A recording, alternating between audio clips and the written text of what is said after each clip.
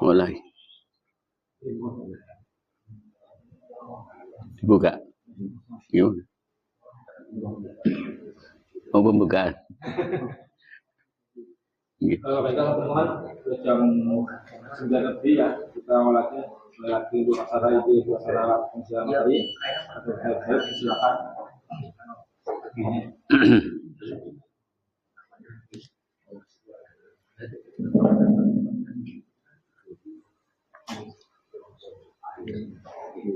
Bismillahirrahmanirrahim. Assalamualaikum warahmatullahi wabarakatuh. Innal hamdalillah nahmaduhu wa nasta'inuhu wa nastaghfiruh wa natubu ilaihi. Asyhadu an la ilaha illallah wahdahu la syarikalah wa asyhadu anna Muhammadan abduhu wa rasuluh. Allahumma salli ala nabiyyina Muhammadin wa ala alihi wa ashabihi wa man tabi'ahum bi ihsanin ila yaumiddin wa sallama tasliman katsira. Usikum wa nafsi fa ya ikhwati wa akhwati fillah rahimani wa rahimakumullah. Bitaqwallahi wa ta'atihi la'allakum tattaqun. La'allakum turhamun, la'allakum tuflihun.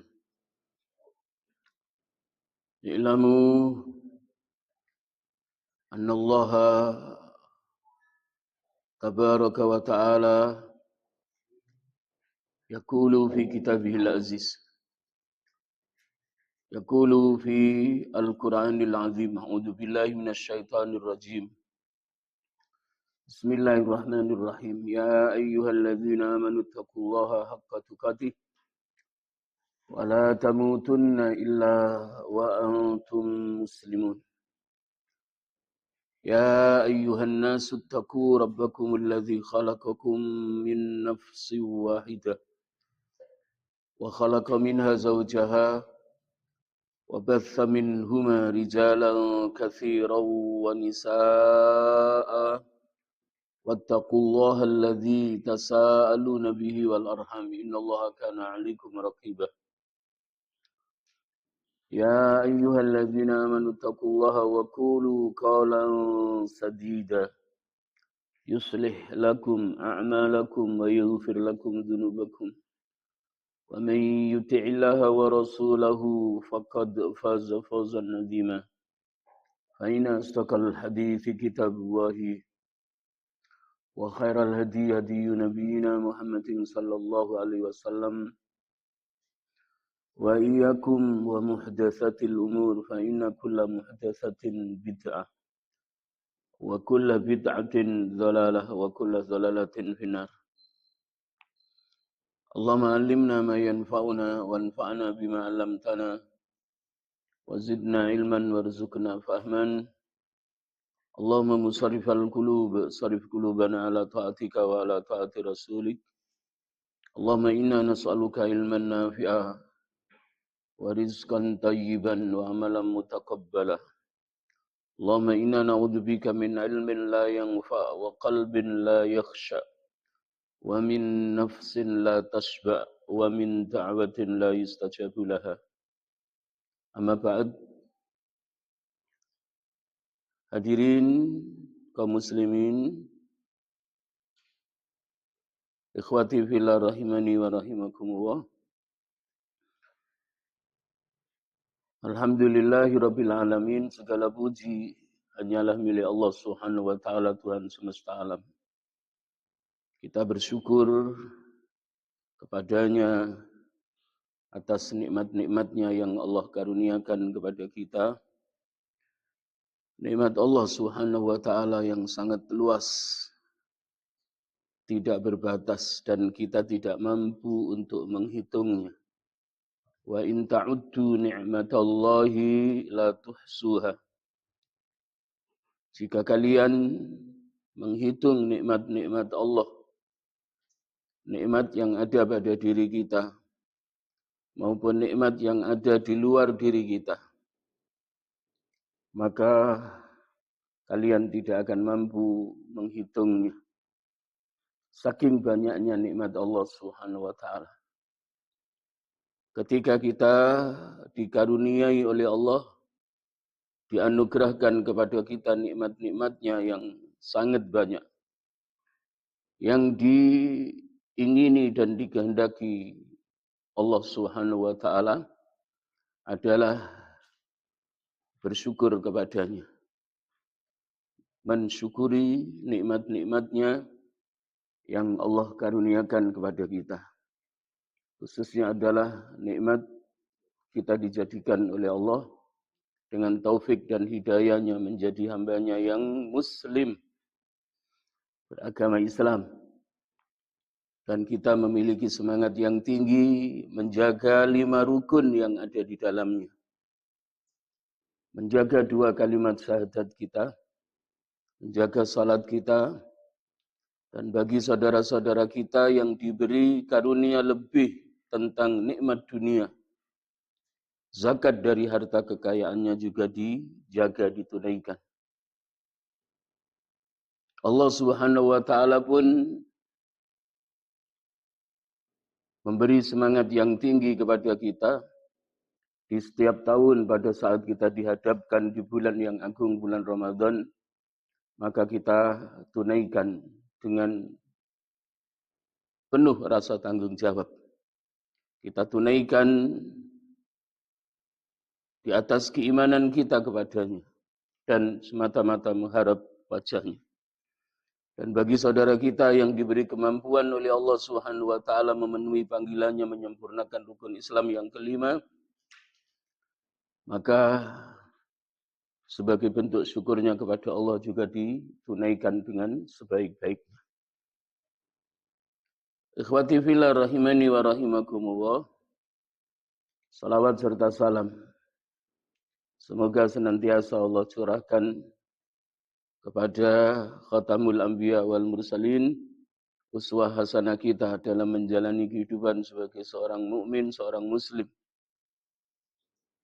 Mencontoh apa yang telah dicontohkan oleh Rasulullah sallallahu alaihi wasallam dalam menjalankan syariat agama kita, baik yang bersumber dari Al-Quran dan juga bersumber dari sunnah Nabi kita Muhammad sallallahu alaihi wa alihi wa ashabihi.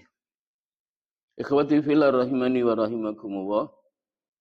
Pada malam hari ini tema yang akan kita pelajari bersama tentang 10 pembatal Islam. Nawaqidul Islami al-Ashrah. 10 pembatal Islam. Sebagian besar kaum muslimin tidak memahami 10 pembatal agamanya. Sehingga ketika melakukan hal-hal yang sebenarnya mengeluarkan dirinya dari agama Islam, mereka tidak merasa.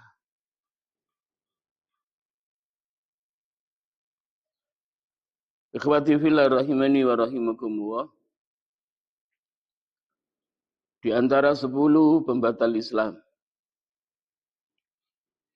merupakan bagian dari yang sangat penting dan sangat urgen. Setiap muslim harus memahaminya. Yang pertama adalah asyirku fi ibadatillah. Syirik dalam beribadah kepada Allah Subhanahu wa ta'ala. Ini pembatal Islam yang paling besar. Pembatal Islam yang paling besar adalah asyirku billah, menyekutukan Allah. Fi rububiyatihi, dalam rububiyahnya. Dalam ketuhanannya bahwa Allah adalah Maha Pencipta.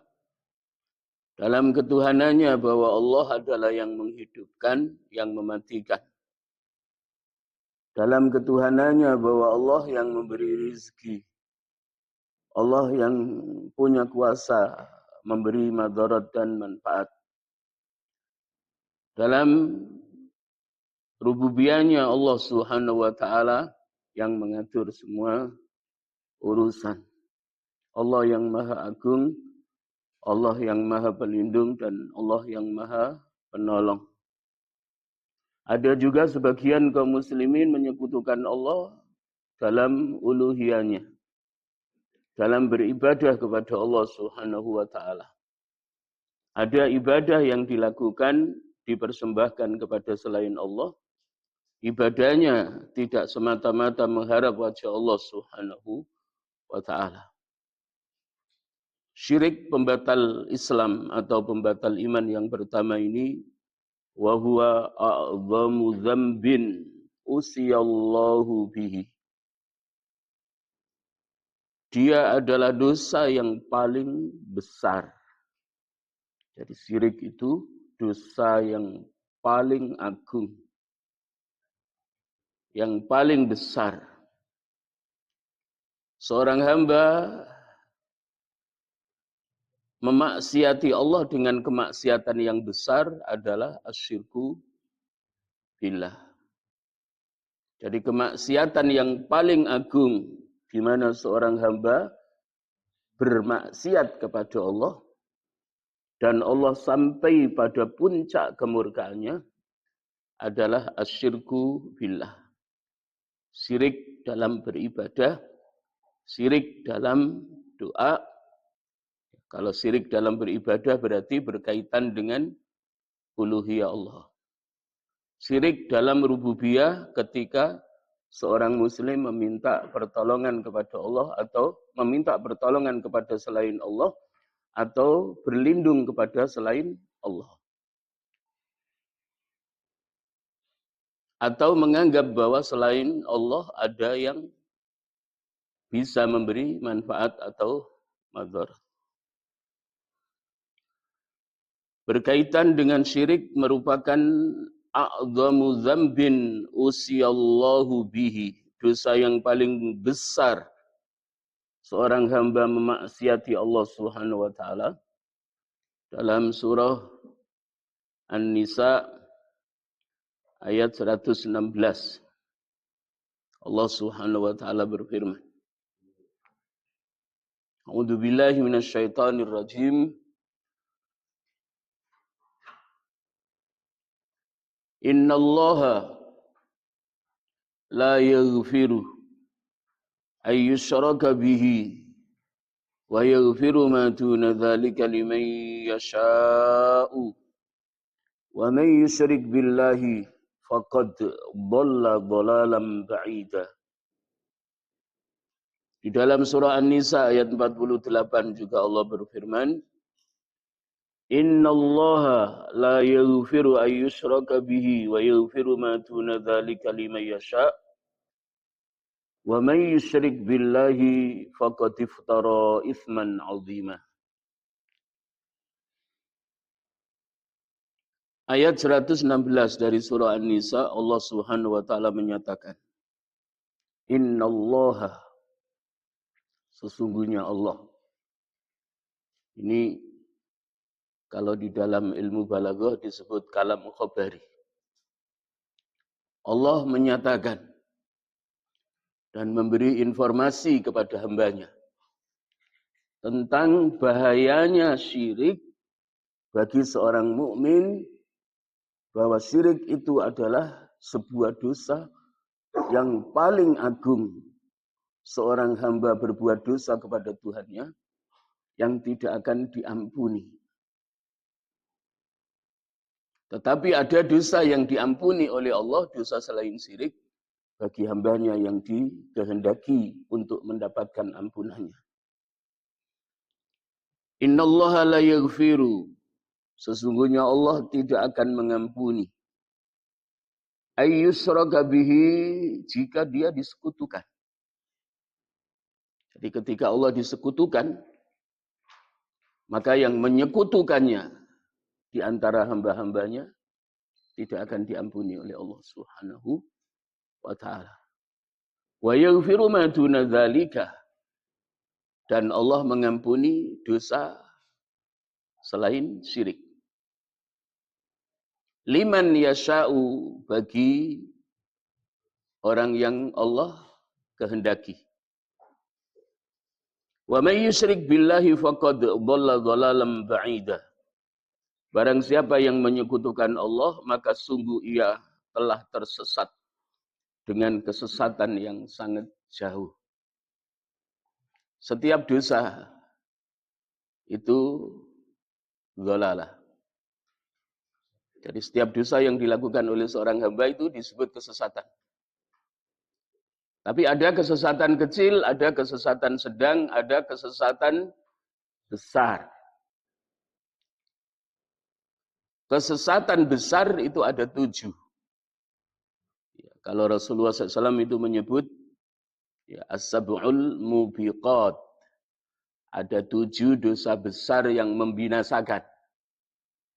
Di antara 7 ada 1 min akbaril kabair, yang merupakan dosa yang paling besar. Atau a'dhamu dzambin asyirku billah.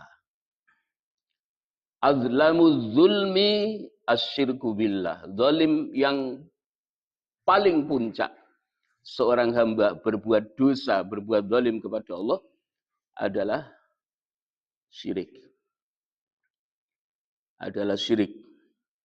Yang dimaksud adalah syirik besar. Kalau syirik kecil itu menghapus amal.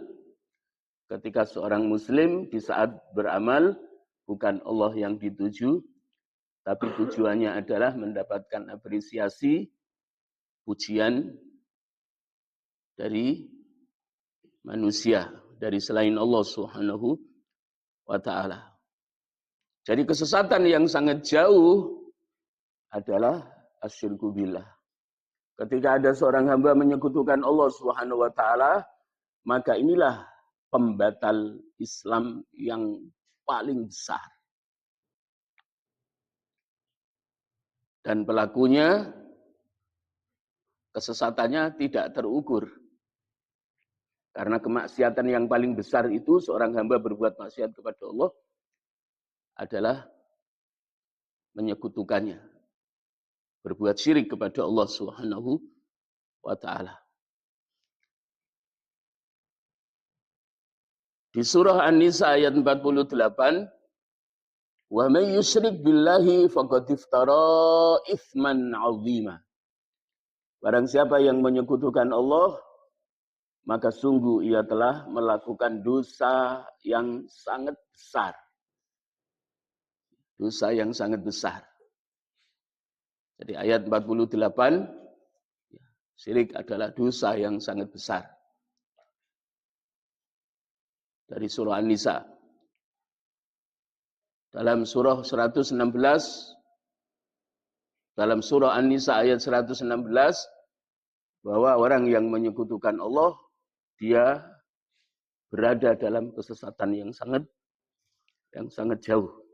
Ketika tidak bertaubat, maka kekal di dalam neraka. Jadi kekal di dalam neraka ketika mereka dibangkitkan oleh Allah Subhanahu wa ta'ala dari kehidupan yang kedua.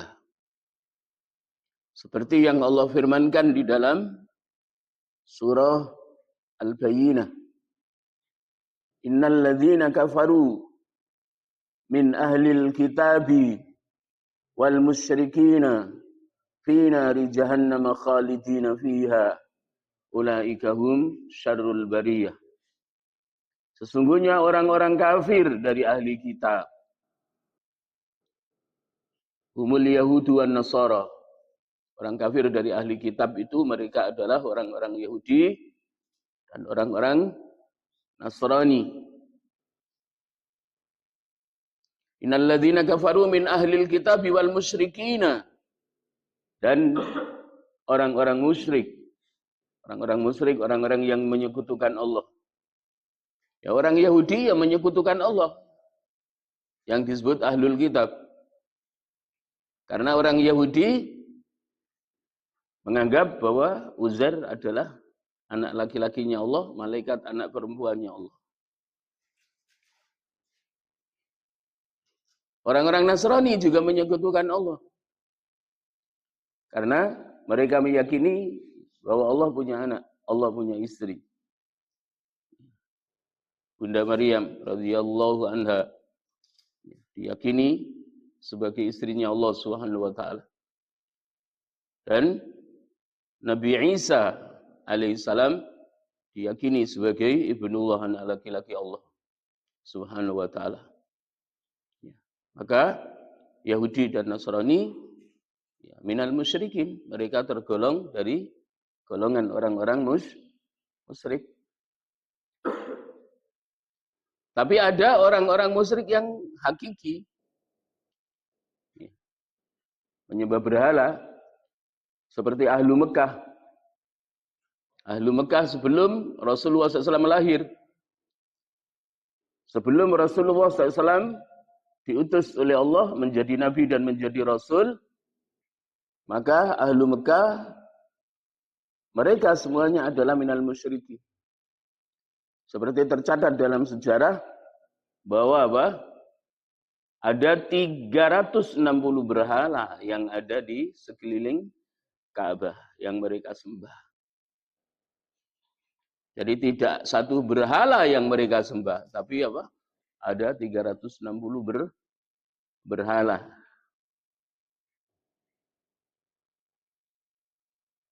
Ikhwati fillah rahimani wa rahimakumullah. Kemudian di dalam surah Al-Maidah ayat 72. Di dalam surah Al-Maidah ayat 72. Kita masih dalam pembahasan pembatal Islam yang pertama. An-Naqidul Awal. Perusak yang pertama. Islam dan iman kita. Asyirku billah. Surah Al-Maidah ayat 72. A'udzu billahi minasyaitonir rajim. Laqad kafara alladziina qalu innallaha huwal masih ibnu Maryam. Sungguh telah kafir. Siapa yang telah kafir? Laqad kafara, yakti teman-teman wus kufur. Sapa alladzina wong akeh. Qalu kang padha ngucap sapa alladzina. Apa ucapannya sehingga mereka dihukumi, ditetapkan dengan satu ketetapan bahwa mereka adalah kafir. Innallaha huwal masih ibnu Maryam.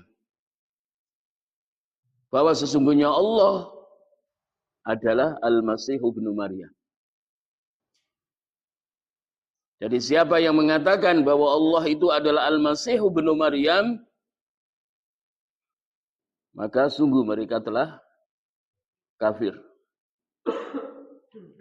Padahal Nabi Isa dalam dakwah tauhidnya menyampaikan kepada kaumnya, wa qala al-Masihu, dan Al-Masih yakni Nabi Isa alaihi salam menyampaikan kepada Bani Israel kaumnya, ya Bani Israel, wahai Bani Israel, wahai keturunan Yakub. Israel itu yang dimaksud Nabi Yakub. Bani Israel berarti apa? Anak keturunan Nabi Yakub. Nabi Isa itu tidak pernah mengajak kaumnya, umatnya, Bani Israel agar mereka menyekutukan Allah. Tapi Nabi Isa dalam dakwah tauhidnya mengajak Bani Israel, umatnya, diajak mentauhidkan Allah, beriman kepada Allah, mentauhidkan Allah. Mentauhidkan Allah dalam rububiyahnya, dalam uluhiyahnya, dalam asma dan sifatnya. Jadi tidak pernah mengajak Bani Israel, kaumnya itu, agar menyembah dirinya, mengakui dirinya sebagai Tuhan, anak Tuhan. Tidak. Tapi dakwah tauhidnya sebagaimana wahyu yang Allah wahyukan kepada Nabi Isa alaihissalam. Maka mengajak kaumnya untuk beriman kepada Allah dan beribadah hanya kepada Allah. Ya Bani Israel, kata Nabi Isa Al-Masih, yang disebut Al-Masih di dalam ayat ini, alaihi salam, ya Bani Israel, wahai Bani Israel, wahai anak cucu Israel, wahai anak cucu Nabi Yakub, u'budullaha, sembahlah Allah, tauhidkan Allah. Allah saja ibadahi, karena Allah adalah sesembahan yang hak. Tidak ada sesembahan yang hak selain Allah. Jadi Nabi Isa mengatakan kepada kaumnya, menyampaikan kepada kaumnya dalam dakwah tauhidnya, ibadahi Allah. Tidak ada sesembahan yang hak selain Allah. Rabbi, Allah itu yang kalian aku perintahkan untuk menyembah adalah Tuhanku. Wa rabbakum, dan Tuhan kalian semua. Rabbi wa rabbakum, Tuhanku dan juga Tuhan kalian. Aku bukan Tuhan dan aku bukan anak Tuhan. Tapi aku adalah Ibnu Maryam, anak laki-lakinya Maryam. Aku diangkat oleh Allah menjadi nabi dan menjadi rasulnya. Kemudian yang dikatakan, yang disampaikan oleh Nabi Isa, sebagaimana yang difirmankan oleh Allah di surah Al-Ma'idah ayat 72 ini, innahu, sesungguhnya, may yusyrik billahi, barang siapa yang menyekutukan Allah.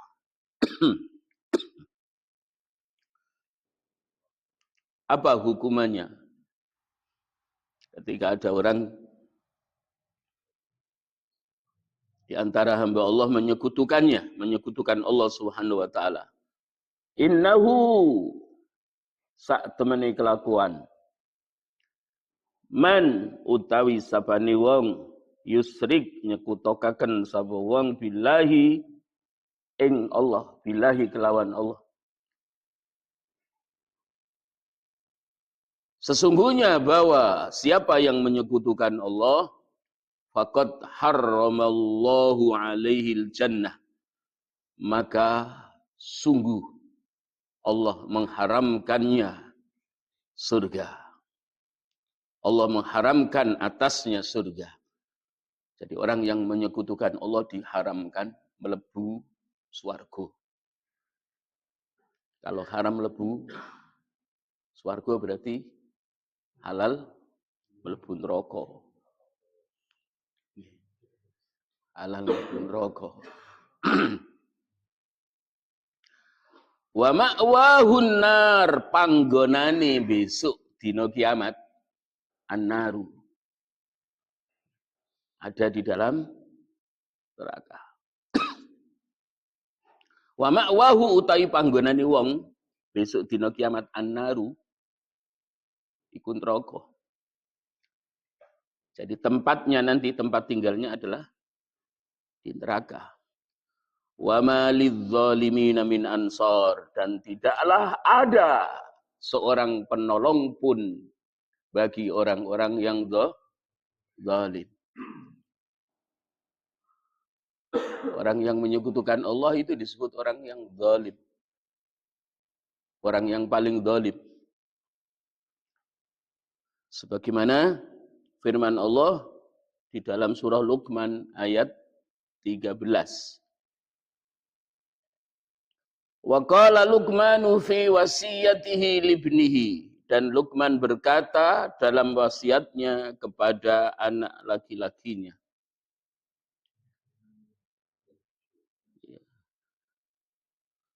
Ya bunayya la tusyrik billah inna syirka la dzulmun azim.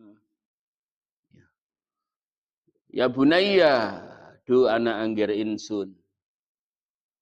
Wahai anak laki-laki kecilku.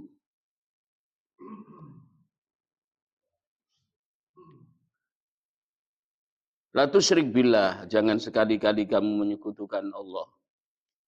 Inna syirka, bahwa sesungguhnya menyekutukan Allah itu la zulmun azim, sungguh merupakan kezaliman yang sangat besar. Jadi kezaliman yang sangat besar adalah menyekutukan Allah Subhanahu wa taala. Tidak akan diterima oleh Allah, tidak akan diampuni oleh Allah terkecuali yatubu ilallahi taubatan nasuha. Kecuali betul-betul apa? Orang yang menyekutukan Allah itu mau bertobat kepada Allah dengan taubatan nasuha. Tobat yang benar-benar tobat. Dan tidak akan mengulangi perbuatan syirik yang pernah dilakukan.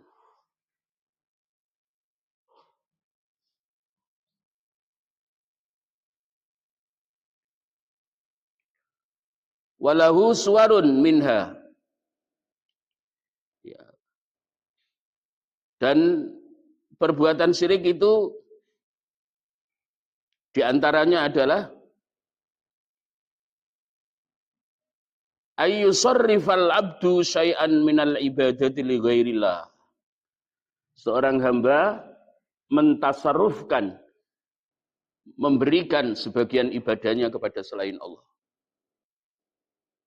Jadi ibadahnya bukan kepada Allah, tapi ibadahnya kepada selain Allah. Maka itu merupakan bagian dari penyekutuan besar.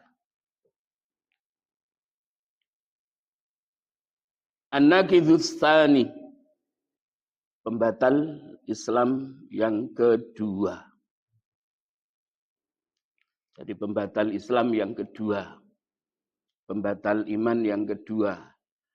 Man ja'ala bainahu wa bainallahi wasa'ito. Yad'uuhum wa yas'aluhum as-syafa'ata. Wa yatawakkalu 'alaihim faqad kafara ijma'an.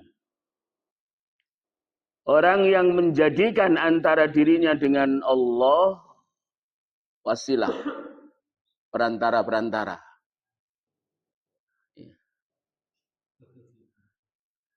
Dikiranya Allah butuh perantara. Jadi siapa yang menjadikan antara dirinya dengan Allah itu perantara-perantara. Yad'uuhum, dia berdoa kepada mereka, kepada perantara itu yang dijadikan sebagai perantara antara dirinya dengan Allah. Wa yas'aluhum, dan dia meminta kepada perantara-perantara itu yang dijadikan sebagai perantara antara dirinya dengan Allah. Ya. Minta apa? As-syafa'ah, minta syafaat atau pertolongan. Wa yatawakkalu 'alaihim, dan bertawakal kepada mereka, perantara-perantara yang dijadikan sebagai wasilah antara dirinya dengan Allah. Faqad kafara ijma'an, maka sungguh dia telah kafir secara ijma'. Kafir secara ijma'.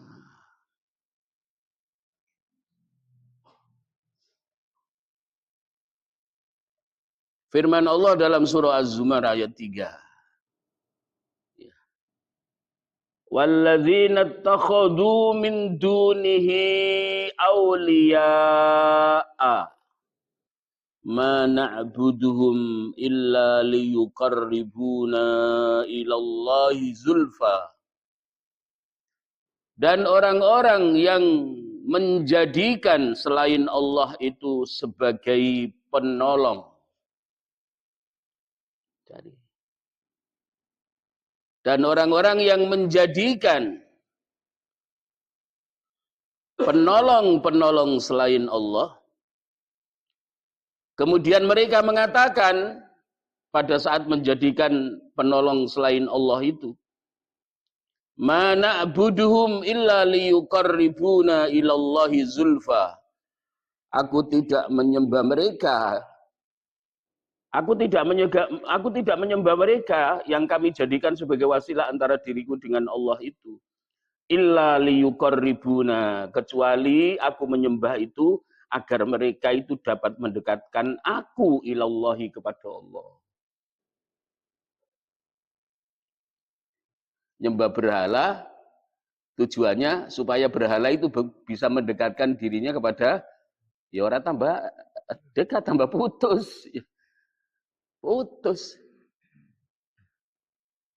Nyembah para wali yang diyakini bahwa para wali mampu memberi manfaat dan madarat. Dijadikan sebagai apa? Wasilah antara dirinya dengan Allah Subhanahu wa taala.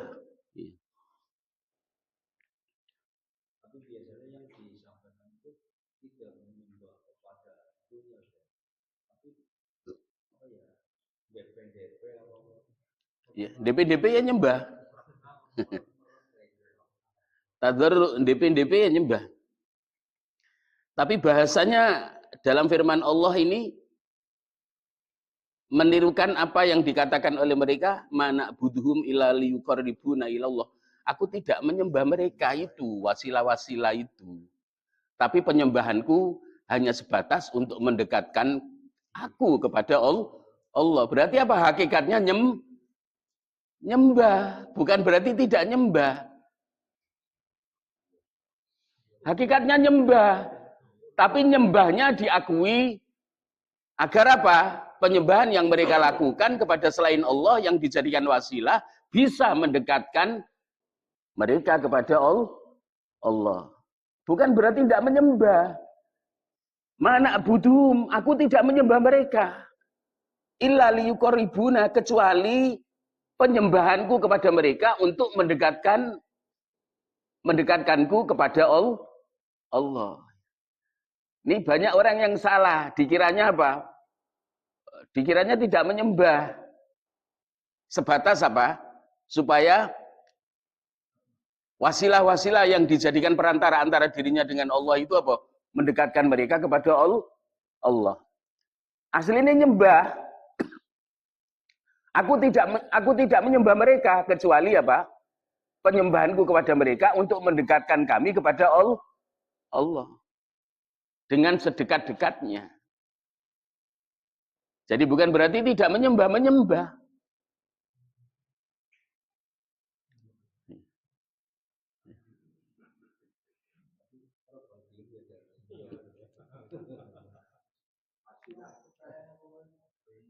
Jadi penyembahan mereka itu dijadikan wasilah. Iya. Ya tidak akan bisa dijadikan wasilah. Wong betul-betul nyembah. Tapi ketika ditanya, "Lapo kon kok nyembah sesembahan selain Allah?" Aku tidak menyembah mereka kecuali penyembahanku untuk mendekatkan diri kepada Allah. Padahal aslinya nyembah selain Allah yang dijadikan wasilah. Ngeles. Jadi ngeles.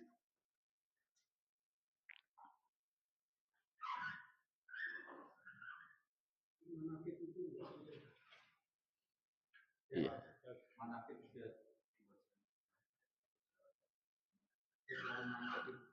Iya, kalau di dalamnya meyakini selain Allah bisa memberi manfaat, bisa memberi madarat, pertolongan. Iya. Maka menjadi bagian dari apa? Menjadi bagian dari menyekutukan Allah Subhanahu wa taala.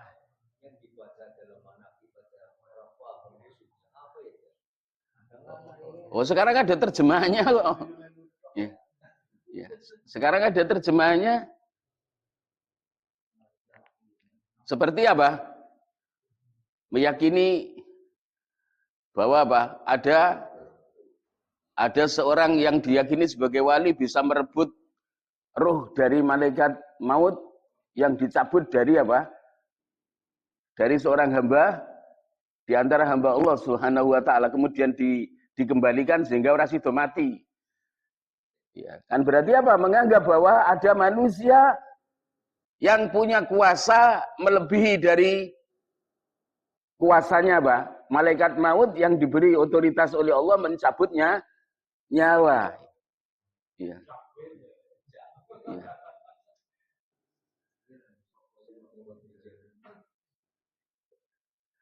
Jadi tidak ada seorang pun yang mampu merebut ruh yang sudah dicabut oleh malaikat maut dari seseorang, kemudian dikembalikan kepada orang yang dicabut ruhnya oleh malaikat maut.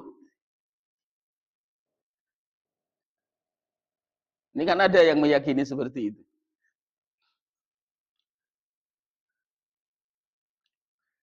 Bahwa apa? Yang punya kuasa untuk ya, huwal mumitu, huwal muhyil mumitu Allahu. Al muhyi al mumitu huwallahu.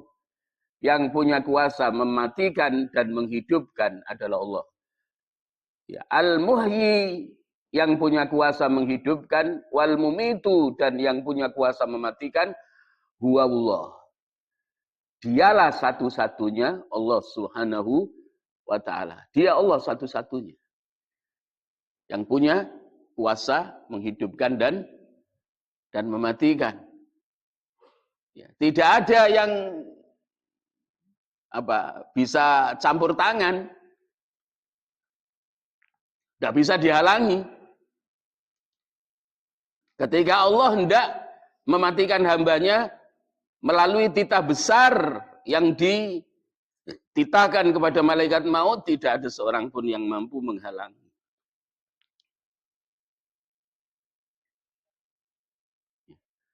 Tidak ada seorang pun yang mampu menghalangi. Dan seorang hamba biasa, bukan nabi dan rasul, itu tidak ditawari kalau sudah waktunya mati. Kalau Nabi Musa ditawari sama Allah Subhanahu wa ta'ala. Ketika Allah perintahkan malaikat maut kepada Nabi Musa alaihi salatu wassalam, yang menyerupai seorang laki-laki, kan ditempeling, digablok sama Nabi Musa kan di dalam hadis yang sahih. Gablok sampai motone picek siji. Diantem. Ya. Ketika menjelaskan bahwa malaikat menjelaskan bahwa aku utusan Allah, diperintahkan oleh Allah untuk menjemputmu, ya, untuk mewafatkanmu wahai Musa. Gablok. Motone picek siji. Kemudian kembali kepada Allah Subhanahu wa ta'ala. Ya. Allah Allah pulihkan. Lalu datanglah kembali wahai malaikat maut kepada Rasulku Musa. Sampaikan kepadanya, kalau dia tidak mau dimatikan, ya, perintahkan dia dua telapak tangannya supaya menyentuh punggung sapi jantan. Taurun, sapi jantan. Kemudian suruh menghitung berapa bulu sapi jantan yang disentuh oleh dua telapak tangannya. Yang disentuh oleh dua telapak tangannya setelah dihitung, itu aku akan tambahkan panjangnya umurnya. Kalau dia mau, tawarkan kepadanya. Maka malaikat maut datang kembali. Ya. Menyampaikan kepada Nabi Musa, wahai Nabi Musa, ya, kalau kamu ingin panjang umurmu, Allah perintahkan, ya, letakkan dua telapak tanganmu di atas punggung sapi jantan. Kemudian berapa bulu yang kau sentuh di punggungnya sapi laki-laki, sapi jantan itu, maka Allah akan menambah umurmu. Kemudian Nabi Musa bertanya, setelah Allah memperpanjang umurku, sebanyak hitungan bulu yang aku sentuh dengan dua telapak tanganku, setelah itu apa yang terjadi denganku? Ya tetap kamu mati.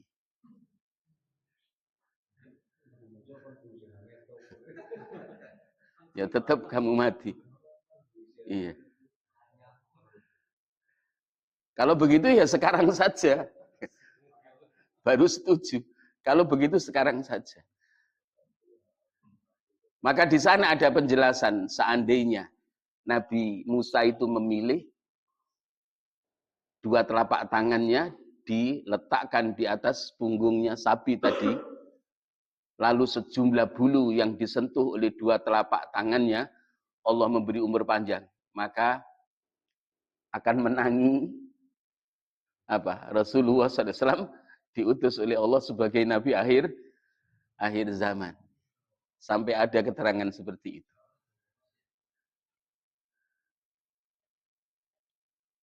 Tapi seandainya Nabi Musa itu menangi Nabi kita Muhammad, tidak cukup kedudukannya sebagai Nabi dan Rasul, mereka pun harus menjadi umatnya Rasulullah SAW. Apalagi Bani Israel, umatnya Nabi Musa. Jadi Nabi Musa saja seandainya menangi kenabian Nabi akhir zaman Rasulullah SAW, maka tidak cukup kedudukan kenabian dan kerasulan dirinya. Harus apa? Harus mengimani Rasulullah dan menjadi umatnya Rasulullah sallallahu alaihi wa ala alihi wa ashabihi.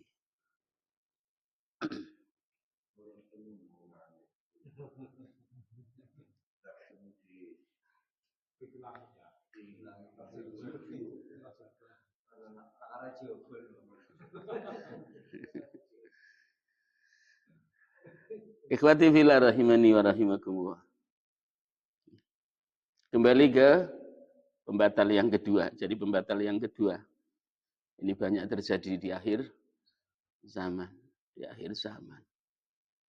Ya.